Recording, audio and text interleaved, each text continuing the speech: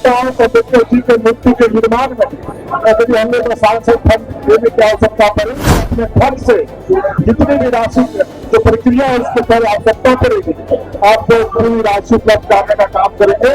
1 महीना के अंदर आप बजट बना के दीजिए तो आपको राशि उपलब्ध कराने का टोला टोला पहुंचा रहे हैं। आज 135वीं जयंती पर शुभ अवसर पर हमारी तरफ से ये शुभकामना कि उनकी प्रेरणा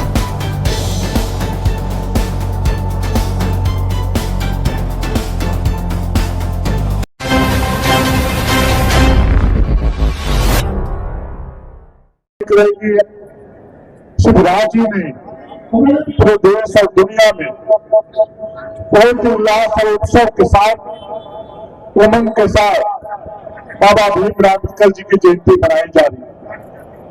ऐसा देश के इतिहास के पन्नों में जिस प्रकार से उन्होंने अपने जीवन में दबे कुचले शोषित वंचित साथ ही सभी समाज सभी वर्ग का जो चिंता करने का काम किया, संविधान का निर्माण करने का काम किया है। और संविधान में विशेष ग्रंथ है जिसमें न कोई बड़ा होता है, न कोई छोटा होता है, न कोई गरीब होता है, न कोई अमीर होता है, सभी के लिए कानून बराबर है।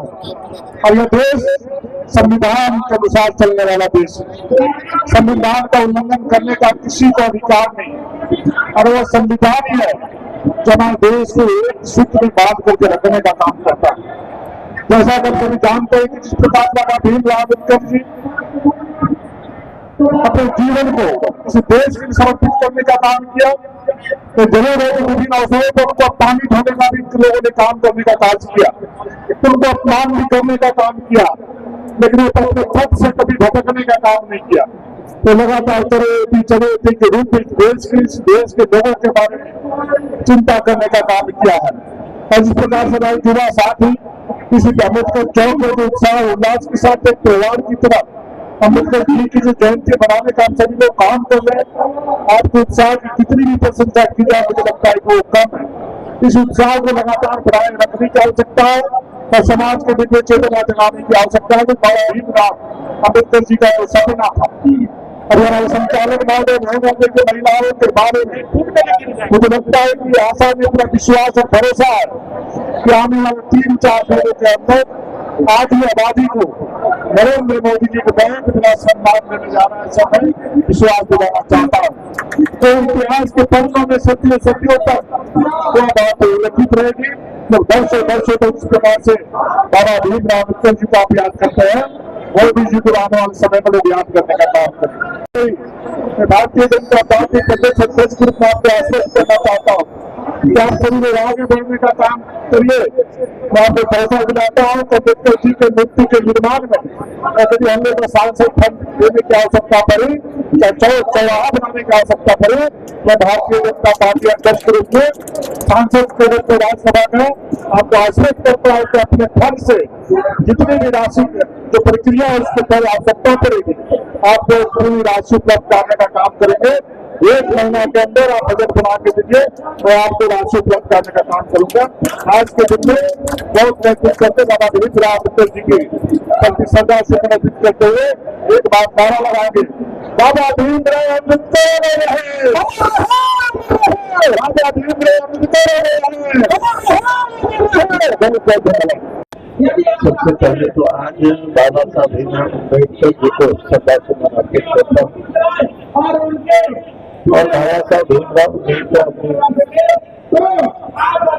सिर्फ संविधान के निर्माता मात्र ही नहीं थे, बल्कि इन्होंने इस देश की एकता और अखंडता के लिए भी इन्होंने और देश कैसे आगे बढ़े, कैसे आर्थिक रूप से तरक्की करें, इस पर भी उनके एक अच्छे विचार थे। एक प्रकार से कह सकते हैं वो देशभक्त भी थे, समाज सुधारक भी थे और साथ ही कानून नेता भी थे। उनसे हमसे और बाबा साहब भीमराव अम्बेडकर जी ने कहा था कि भाई हमें शिक्षित करो, संगठित हो और मिल करके देश के विकास के लिए तरक्की को प्रयास करते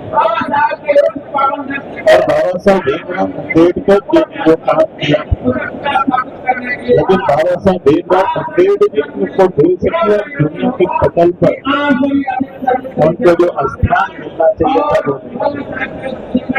अगर उनको स्थान मिला तो भारत रत्न से भी सम्मानित किया गया था जब केंद्र में बीजेपी के समर्थित सरकार करते, और साथ ही देश और दुनिया में उनके जो बड़े हुए अध्यक्ष की प्रजाकार को भी राज्य के 5 स्थानों को चिन्हित कर उनको देश के प्रधानमंत्री नरेंद्र मोदी जी ने उसको लक्षित, और इसलिए आज